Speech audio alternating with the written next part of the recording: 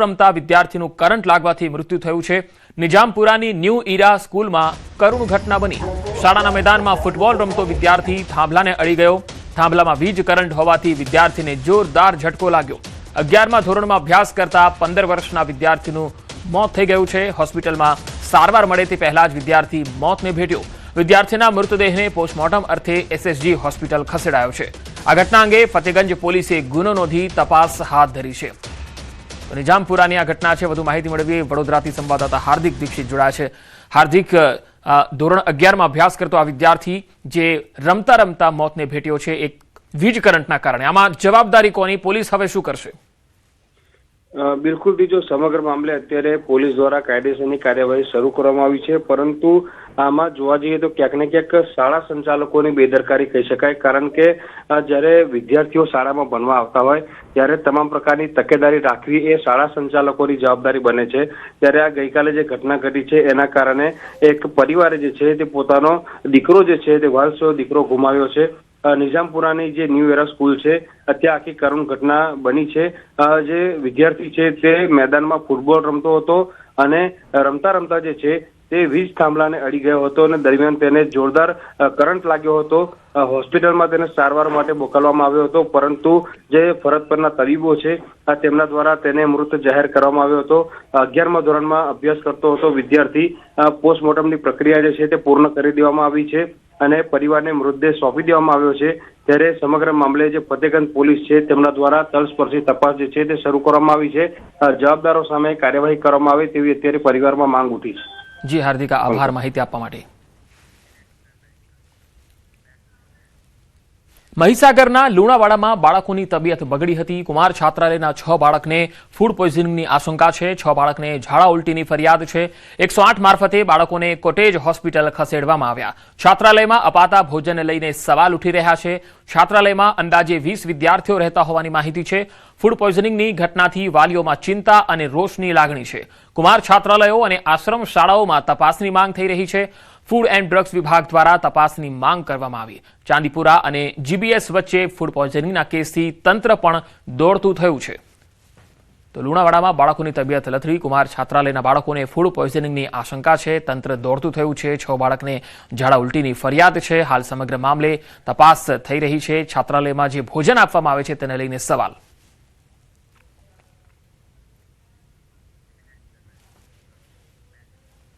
સુરતના બારડોલીમાં સુગર મિલની ચૂંટણી, વ્યવસ્થાપક સમિતિ ચૂંટણી માટે મતદાન શરૂ।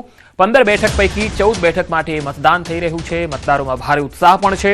સહકારી મંડળીની બેઠક બિનહરીફ થઈ છે। બારડોલી સુગર મિલના 5340 સભાસદો, 2430 જેટલા સભ્યો મતદાન કરશે। જિલ્લામાં 3 સ્થળે મતદાન શરૂ। જિલ્લાના પલસાણા તાલુકાના ગંગાધરા હાઈસ્કૂલ, બારડોલીની કન્યા વિદ્યાલય અને કામરેજના વિહાણ હાઈસ્કૂલ ખાતે મતદાન શરૂ થયું છે। બારડોલી સુગર મિલની વ્યવસ્થાપક સમિતિની ચૂંટણી, સહકાર પેનલ અને કિસાન પરિવર્તન પેનલ વચ્ચે સીધો જંગ છે। સહકાર પેનલમાં ગુજરાત સરકારના પૂર્વ કેબિનેટ મંત્રી અને બારડોલીના ધારાસભ્ય ઈશ્વર પરમારે પણ ઉમેદવારી કરી છે। સહકાર પેનલના ઉમેદવાર ઈશ્વર પરમારે પેનલની જીતનો દાવો પણ કર્યો છે। તો બીજી તરફ કિસાન પરિવર્તન પેનલના ઉમેદવારે પણ પેનલની જીતનો દાવો કર્યો। મતદારોમાં ભારે ઉત્સાહ જોવા મળતા ખાસ તો હોસ્પિટલમાંથી ઓક્સિજનના બોટલ સાથે મતદાન મથકે પહોંચી અને મતદાન કર્યું। બારડોલી સુગર મિલના ઘણા સભાસદો વિદેશમાં રહેતા હોય માતૃભૂમિ પર મતદાન કરવા પણ આવી પહોંચ્યા હતા।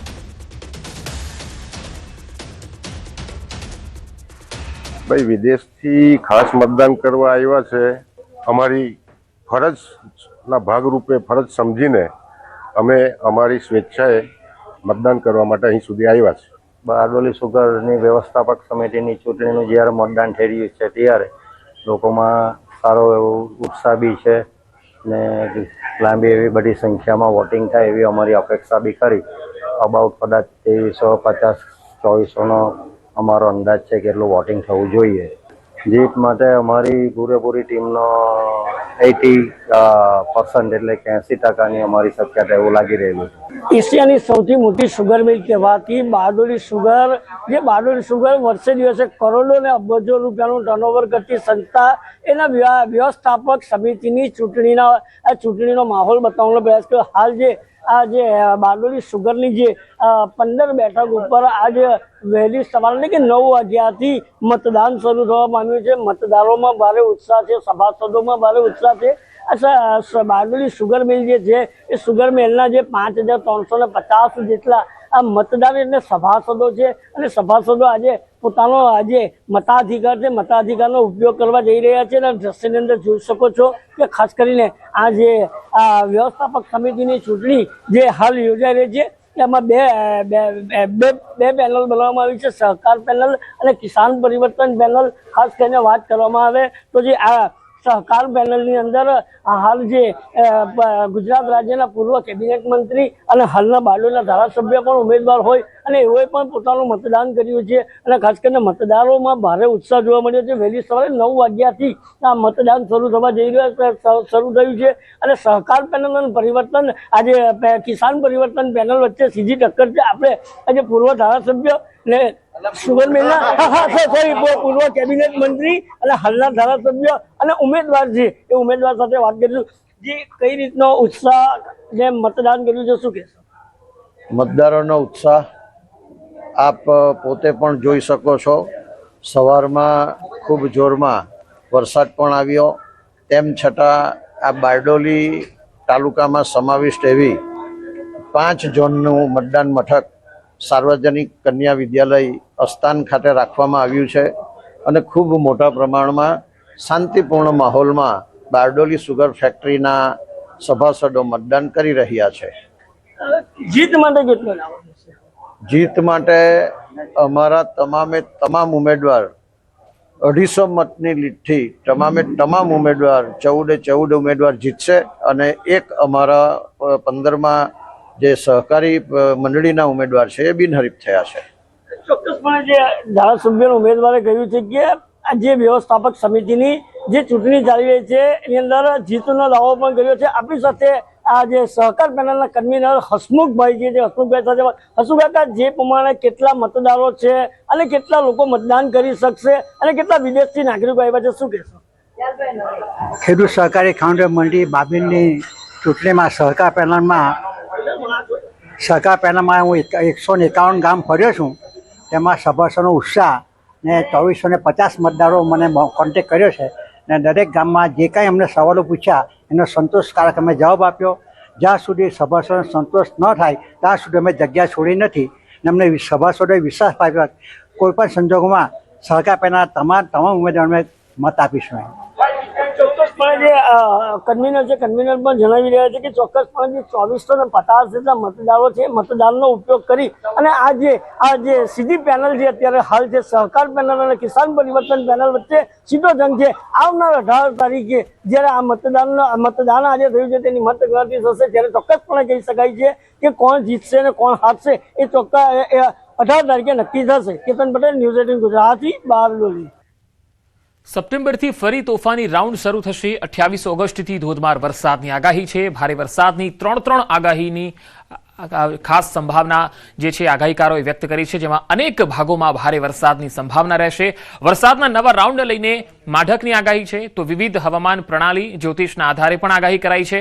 ઓગસ્ટના છેલ્લા સપ્તાહથી ફરી વરસાદી ગતિવિધિ સંભવ છે। સપ્ટેમ્બરના પહેલા સપ્તાહમાં પણ રહી શકે વરસાદ। 25 ઓગસ્ટથી રાજ્યમાં સારા વરસાદની આગાહી। 28 ઓગસ્ટથી 2 સપ્ટેમ્બર ભારેથી અતિભારે વરસાદ સંભવ છે। હવામાન નિષ્ણાત અંબાલાલ પટેલે મોટી આગાહી કરી છે। 28 ઓગસ્ટ બાદ સૌરાષ્ટ્રના વિવિધ ભાગોમાં વરસાદની શક્યતા રહેશે। સપ્ટેમ્બરની શરૂઆતમાં અરબ સાગરમાં સિસ્ટમ સક્રિય થઈ છે અને 6 થી લઈને 9 સપ્ટેમ્બરમાં વરસાદની સંભાવના જોવા મળશે। जो सिनाप्टिक सिस्टम्स हैं गुजरात स्टेट के आसपास जिनके कारण आज और कल के लिए हैवी रेनफॉल की वार्निंग है, उनमें एक वेलमार्क लो प्रेशर एरिया है जो कि साउथ ईस्ट झारखंड नेबरहुड पे अभी भी बना हुआ है। आने वाले 2 दिनों के लिए गुजरात रीजन के लिए हैवी रेनफॉल की वार्निंग है और आज और कल के लिए थंडरस्टॉर्म की वार्निंग है। આ સાયક્લોનિક સર્ક્યુલેશન વધુ મજબૂત થઈને ડિપ્રેશનમાં ફેરવાશે અને આ ડિપ્રેશનની મજબૂતાઈ કે ભારને કારણે મોન્સૂન ટ્રફ લાઇન તારીખ 25 ઓગસ્ટથી ગુજરાત તરફ ઝૂકવા માંડશે અને તારીખ 28 ઓગસ્ટ સુધી નીચે તરફ એટલે કે ગુજરાત તરફ સતત ગતિ કરશે. 28 ઓગસ્ટ થી 1-2 સપ્ટેમ્બર દરમિયાન લગભગ ગુજરાત ઉપર જ આ મોન્સૂન ટ્રફ લાઇન રહેશે, જેથી 28 ઓગસ્ટ થી 2 સપ્ટેમ્બરના સમયગાળામાં ભારેથી અતિ ભારે વરસાદ થવાની સંભાવના રાજ્યમાં રહેલી છે. ગણેશ ચતુર્થીના જે દિવસોમાં જ વરસાદ સારો થવાની શક્યતા રહે છે. લગભગ સપ્ટેમ્બરના 8, 9, 10 સપ્ટેમ્બરથી 13, 14, 15 સપ્ટેમ્બર વચ્ચે વરસાદ થવાની શક્યતા રહેશે. એટલે શ્રાવણ વધથી ભાદરવા સુદમાં ઋષિ પંચમી સુધી વરસાદ થવાની શક્યતા રહેશે. પણ આ વખતે ગરમી પડશે. અંબાજીના ડુંગરાળ વિસ્તારમાં પણ વરસાદ થવાની શક્યતા રહેશે. અને અનંત ચતુર્થદશી ગણેશ વિસર્જન ટાણી પણ વરસાદ થવાની શક્યતા રહેશે. ભાદરવી પૂનમના પહેલા આસપાસ પણ વરસાદી ઝાપટા પડવાની શક્યતા રહેશે. તો મોડાસાના ગ્રામ્ય વિસ્તારોમાં વહેલી સવારથી જ વરસાદ. મોટી ઇસરોલ, ઉમેદપુર, જીવણપુર વિસ્તારોમાં વરસાદ થતા ખેડૂતોમાં ખુશીનો માહોલ જોવા મળ્યો. મગફળી, કપાસ, સોયાબીન સહિતના પાકોને પણ લાભ થશે. તો અરવલ્લી, મોડાસાના અનેક વિસ્તારોમાં વરસાદ. મોટી ઇસરોલ, ઉમેદપુર, જીવણપુર જેવા ગ્રામીણ વિસ્તારોમાં પણ ધોધમાર વરસાદ. સવારથી જ વરસાદી માહોલ જામ્યો છે. વાત રાજકોટની. રાજકોટના ઉપલેટા પંથકમાં પણ વરસાદના અહેવાલ આવી રહ્યા છે. લાંબા વિરામ બાદ ઉપલેટા વિસ્તારમાં વરસાદ શરૂ થયો. સવારથી જ શહેરના અનેક વિસ્તારોમાં વરસાદી માહોલ જામ્યો છે. શહેરના રસ્તાઓ પણ વરસાદી પાણીમાં ભીંજાયા છે. લાંબા વિરામ બાદ ઉપલેટામાં ઝરમર વરસાદ શરૂ થતા ખેડૂતોને સારા વરસાદની આશા જાગી છે. ઉપલેટામાં ઝરમર વરસાદ શરૂ થતા વાતાવરણમાં ઠંડક ફેલાઈ ગઈ છે.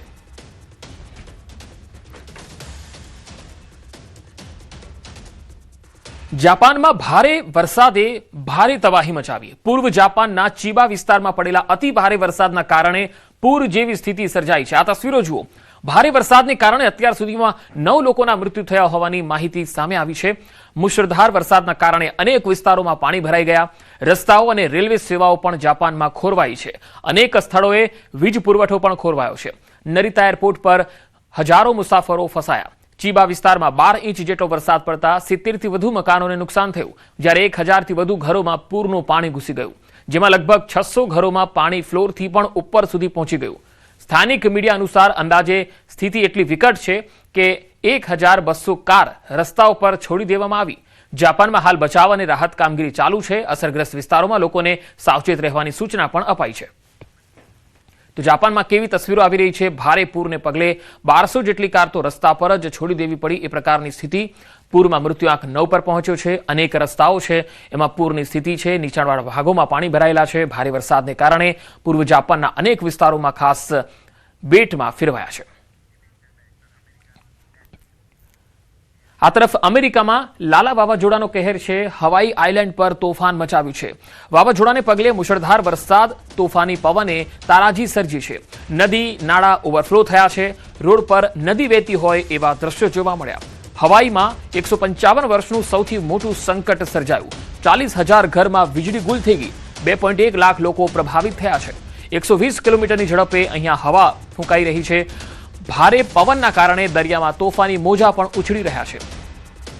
અહીંયા 1871 બાદ હવાઈ આઇલેન્ડ પર આ મોટું વાવાઝોડું ત્રાટક્યું છે અને મોટી ખાનાખરાબી પણ થઈ છે અને મોટી સંખ્યામાં લોકો પ્રભાવિત પણ થયા છે.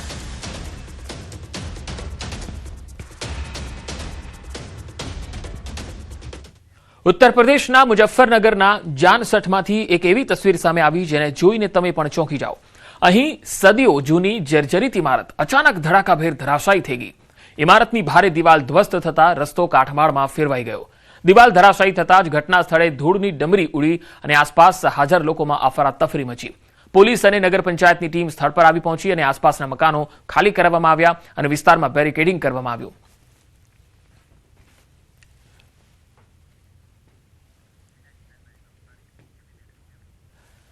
નવસારી બસ ડેપો નજીક અકસ્માત થયો. એસટી બસ અડફેટે એકનું મૃત્યુ થઈ ગયું છે. વાપીથી કાલિયાકુવા જતી એસટી બસના ચાલકે ડેપોમાં વળતી વખતે અકસ્માત સર્જ્યો હતો. ડેપોમાં પ્રવેશતી વખતે અચાનક રસ્તા પર આવેલા ભિક્ષુકને બસે અડફેટે લીધો. બસનું પાછળનું ટાયર ફરી વળતા ભિક્ષુકનું ઘટના સ્થળે જ કમકમાટીભર્યું મૃત્યુ થયું. આ ઘટનાની જાણ થતાં નવસારી ટાઉન પોલીસ અને ડેપો મેનેજમેન્ટનો સ્ટાફ ઘટના સ્થળે આવી પહોંચ્યો. પોલીસે મૃતદેહને પોસ્ટમોર્ટમ માટે સિવિલ હોસ્પિટલ ખસેડી વધુ તપાસ હાથ ધરી હતી.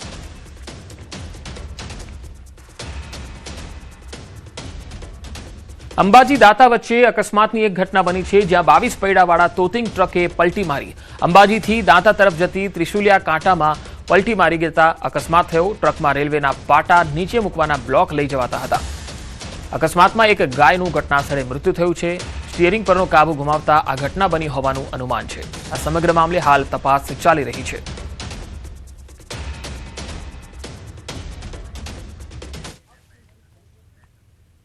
સમાચારોનો પ્રવાહ લગાતાર જારી રહેશે. હાલ રોકાઈશું એક વિરામ માટે.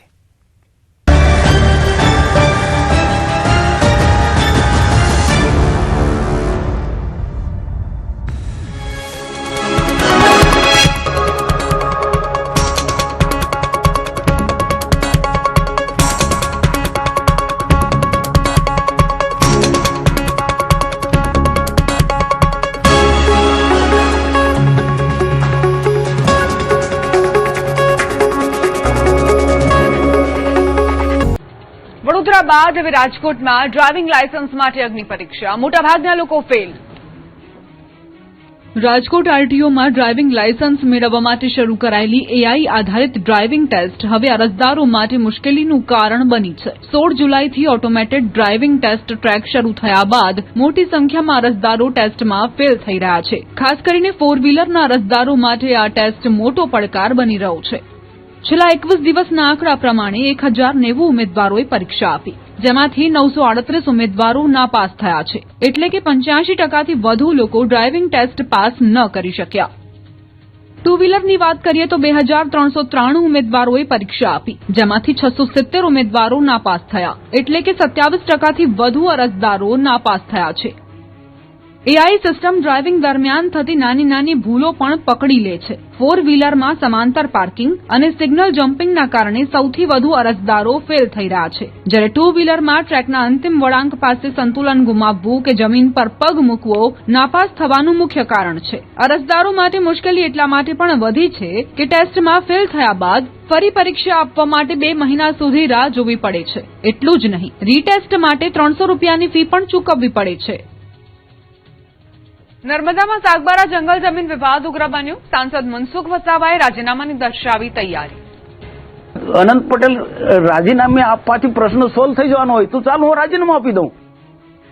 સાગબારા ઉમરપાડા વચ્ચેનો જંગલ જમીનનો વિવાદ વધુ ઉગ્ર બનતો જોવા મળી રહ્યો છે. વિવાદ મુદ્દે ભાજપના સાંસદ મનસુખ વસાવા ફરી એકવાર ધરણા પર બેસી ગયા છે અને ન્યાયની માંગણી કરી રહ્યા છે. અને આ વખતે તો તેમણે કોંગ્રેસના ધારાસભ્ય અનંત પટેલને પણ આડે હાથ લીધા. તેમણે અનંત પટેલ પર પ્રહાર કરતા કહ્યું કે મારા રાજીનામાથી જો સાગબારા જંગલ જમીન વિવાદ ઉકેલાઈ જતો હોય તો હું રાજીનામું આપવા તૈયાર છું. મહત્વનું છે કે અગાઉ અનંત પટેલે દાવો કર્યો હતો કે ભાજપના નેતાઓ આંદોલનનું માત્ર નાટક કરે છે. આ મુદ્દે મનસુખ વસાવા લાલઘૂમ થયા હતા અને કહ્યું હતું કે મારી સરકાર હોવા છતાં હું આદિવાસીઓના હક માટે સરકાર સામે લડી રહ્યો છું. અગાઉ પણ આદિવાસીઓના હક માટે ધરણા કર્યા હતા અને રાજીનામું પણ આપ્યું હતું. એટલું જ નહીં, તેમણે પ્રતિ આક્ષેપ કરતા કહ્યું કે કોંગ્રેસ અહીં રાજકીય રોટલા શેકવા માટે આવી છે અને તેમના કેટલાક આગેવાનો અને વનકર્મીઓ વચ્ચે સાઠગાંઠ હોવાના પણ આરોપ લગાવ્યા. ઇકો સેન્સિટિવ ઝોનમાં મેં સંસદ સભ્ય તરીકે રાજીનામું આપી દીધું હતું. અનંત પટેલ સમજી લે ભાઈ, ઇકો સેન્સિટિવ ઝોનના મુદ્દે મેં સંસદ સભ્યમાંથી રાજીનામું આપી દીધું. સંસદ સભ્ય મારા માટે ગૌણ છે. બીજી તરફ ભાજપ આગેવાન લીલા વસાવાએ પણ ઉમરપાડાના આદિવાસીઓના વિરોધ અંગે પ્રતિક્રિયા આપી. તેમણે કહ્યું કે અમારી સામે ધરણા પર બેસવાના બદલે ઉમરપાડાના ખેડૂતોને ન્યાય અપાવો. મહત્વનું છે કે ઉમરપાડાના સરપંચ ચંદનબેન વસાવાએ 25,000 આદિવાસીઓ સાથે લીલા વસાવા અને સાગબારાના આદિવાસીઓ સામે ધરણા કરવાની ચીમકી આપી હતી અને કહ્યું હતું કે જંગલ જમીનનો એક ટુકડો પણ નહીં આપીએ. 8મા દિવસે પણ આદિવાસી ખેડૂતોના ધરણા યથાવત.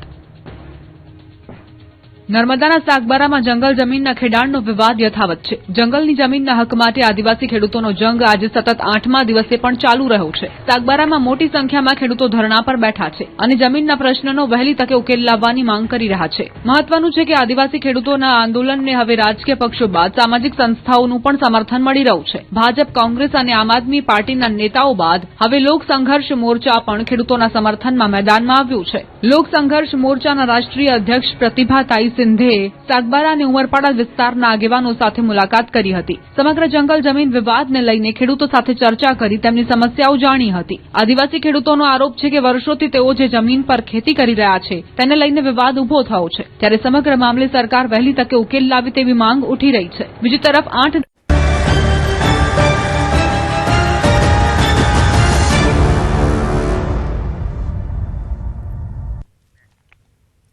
એક વાત સમાચારોમાં આગળ વધી વાત સુરતની. સુરતમાં મેડિકલ કોલેજ રેગિંગ કેસમાં મોટો વળાંક આવ્યો છે. આપઘાત કરનારના પિતાનો ગંભીર આરોપ. 4 સિનિયર ડોક્ટરો સામે ગંભીર આક્ષેપ લગાવ્યા છે. સિનિયરો વિરુદ્ધ આપઘાત માટે દુષ્પ્રેરણાની ફરિયાદ. ખટોદરા પોલીસ સ્ટેશનમાં તેમણે ફરિયાદ નોંધાવી છે. ખટોદરા પોલીસે આ સમગ્ર મામલે હવે તપાસ હાથ ધરી છે. તો સિનિયરો સામે આપઘાતને લઈને હવે તેમણે એક મોટી બીજી ફરિયાદ નોંધાવી છે ખડોદરા પોલીસમાં. તેમણે કહ્યું છે કે આપઘાત કરનાર પિતાએ જે કહ્યું છે કે જે સિનિયરો હતા એ માત્ર તેને રેગિંગ જ કરતા હતા એવું નહીં, પરંતુ આપઘાત કરવા માટે તેમણે દુષ્પ્રેરણા પણ આપી હતી અને આ અંગે પણ હવે તેમણે ફરિયાદ કરી છે ખટોદરા પોલીસમાં. ત્યારે હવે આ મામલામાં તપાસનો ખટલો આગળ ચાલશે. તો ડોક્ટર હર્ષ પંડ્યાના આપઘાત કેસમાં પરિવારજનોએ ગંભીર આક્ષેપો કર્યા. પિતાના જણાવ્યા મુજબ મૃતદેહ પર આપઘાતના સ્પષ્ટ સંકેત જોવા નથી મળ્યા. તેઓ પોતે તબીબ હોવાથી શરીરની સ્થિતિ અંગે કેટલાક સવાલ ઉઠાવ્યા. પિતાનું કહેવું છે કે ટેલિફોનિક વાતચીત દરમિયાન તેમને પુત્રની સ્થિતિ અંગે શંકા થતી હતી. વારંવાર પુત્રને કામના ભારણ કે અન્ય કોઈ હેરાનગતિ તો નથી ને એવા સવાલ પણ પૂછ્યા હતા. પરંતુ હર્ષ દર વખતે બધું બરાબર છે, માત્ર સિનિયરો હેરાન કરતા હોવાની વાત કરતો. આ ઘટના બાદ જ્યારે પિતા હર્ષના સાથી મિત્રો સાથે મળ્યા તો વિદ્યાર્થીઓએ તેમને હર્ષ સહન કરેલી યાતનાઓ કહેતા તેઓ ભાગી પડ્યા અને ન્યાયની માંગ કરી હતી.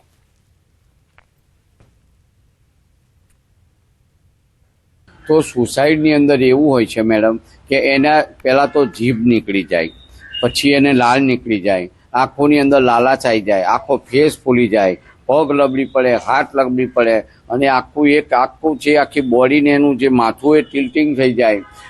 પણ એને માની લો કે કોઈ એને મારી નાખવા પ્રયત્ન કરતો હોય અને એણે જો બચવા માટે સ્ટ્રગલ કરી હોય તો હાથ અને પગમાં જે ધમ પછાડા કર્યા હોય અને એના કારણે જે બધી ઈજાઓ થાય અથવા લાલાશ થાય એવી લાલાશ મને હાથ અને પગ બંનેમાં જોવા મળે છે. વલસાડમાં ખૂંખાર દીપડો પાંજરે પુરાયો. સલવાવમાં દીપડો પાંજરે પુરાયો હતો. ગોડિયાવાડ વિસ્તારમાં વન વિભાગે ગોઠવેલા પાંજરામાં પૂરી દેવામાં આવ્યું. ગામ આસપાસ દીપડાની હાજરીને કારણે લોકોમાં ભયનો માહોલ હતો. આખરે દીપડો પાંજરે પુરાઈ જતા લોકોએ પણ હાશકારો અનુભવ્યો. વન વિભાગે દીપડાનો કબજો લઈ હાથ ધરી છે જરૂરી કાર્યવાહી.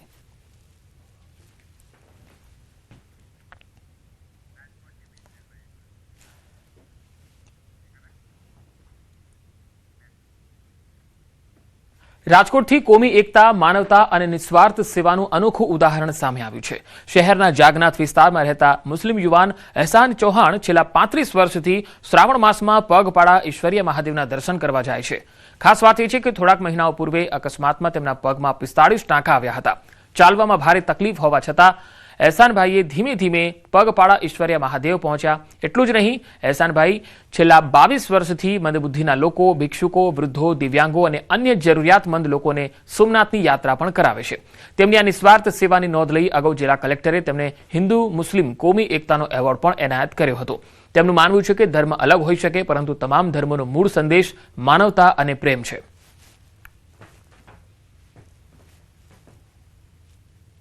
હું સ્કૂલમાં ભણતો જાગનાથમાં, તે જાગનાથ મંદિર મારા ઘરથી નજીક અને કૈલાસ મહાદેવનું, એટલે હું ત્યાં દર્શન કરતો અને બધા હારે જતા. તો મારા સ્કૂલમાં ભગવાન દિવસ હતો એક ડે કે ત્યાં બધા ભગવાન વિશે પૂછે, અલ્લાહ વિશે પૂછે. તો મને બધે પૂછ્યું, મેં ટીચરને પૂછ્યું તો મહાદેવ ભોલાનાથ કે બધાની મનોકામના પૂરી કરે. મારો એક ફ્રેન્ડ છે એ ફેલ થતો, તો મેં એની માનતા ઈશ્વરીય રાખી કે ભાઈ ઈશ્વરીય મહાદેવ બહુ પ્રખ્યાત છે. તો અહીંયા હાલીને આવ્યો, એની માનતા રાખી, એ પાસ થઈ ગયો. રાજ્ય સરકારના હસ્તે બનાસકાંઠાના દાંતા પંથકને વિવિધ વિકાસ કાર્યોની ભેટ મળી. દાંતા ખાતે તાલુકા પંચાયતના નવા ભવનનું પ્રભારી મંત્રી કમલેશ પટેલના હસ્તે ખાતમુહૂર્ત કરવામાં આવ્યું. અંબાજી હાઈવે પર સ્થિત સર ભવાનીસિંહ હાઈસ્કૂલના મેદાન ખાતે આ ભવનનું નિર્માણ કાર્ય કરવામાં આવશે. સાથે હાથીપગલા ઉદાવાસ રોડ પર નવનિર્મિત બ્રિજનું પણ લોકાર્પણ કરવામાં આવ્યું છે. આ બ્રિજ જનતા માટે ખુલ્લો મુકાતા માર્ગ પરિવહન વધુ સુગમ બનશે. નવા તાલુકા પંચાયત ભવનથી ગ્રામ્યજનોને વહીવટી સેવાઓનો લાભ સરળતાથી મળશે. તો પાલનપુર જિલ્લા પંચાયતના નવા ભવન માટે સરકાર દ્વારા 62 કરોડ રૂપિયાની મંજૂરી પણ આપવામાં આવી.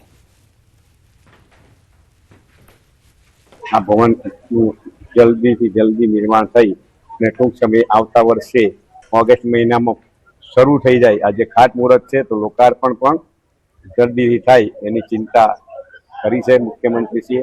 અને આ જે મકાન તાલુકા પંચાયતનું ભવન બની રહ્યું છે તો દાંતા તાલુકાના સર્વે નગરજનોને ખૂબ ખૂબ શુભેચ્છાઓ. ગીરના ખાનગી રિસોર્ટમાં જુગાર ધામ ઝડપાયું. સાસણ ગીર નજીક આવેલ ભોજદે ગામે એલસીબીની ટીમે દરોડા પાડ્યા. અમદાવાદના 9 જુગારીઓ સહિત રિસોર્ટ મેનેજરની અટકાયત કરવામાં આવી. આશરે 2 લાખની રોકડ સાથે 6 લાખનો મુદ્દામાલ કબજે કરવામાં આવ્યો છે. ગીર એલસીબીએ બાતમીના આધારે દરોડો પાડી પર્દાફાશ કર્યો. ગીરમાં ચાલતા ગુરખ ધંધાનો વધુ એકવાર પર્દાફાશ થયો. ગીરના ખાનગી રિસોર્ટમાં જુગાર રમાતો હોવાની બાતમી મળી હતી. તસવીરોમાં તમે જોઈ શકો છો, ખાનગી રિસોર્ટમાં જુગારધામ રમી રહ્યા હતા આ તમામ જે યુવકો છે.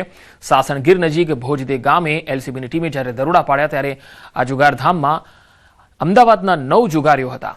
એલસીબીની ટીમે દરોડો પાડી સમગ્ર રેકેટનો પર્દાફાશ કર્યો અને હાલ આ સમગ્ર મામલે હવે તપાસ ચાલી રહી છે. તો આ બુલેટિનમાં અત્યારે આટલું જ. નમસ્કાર.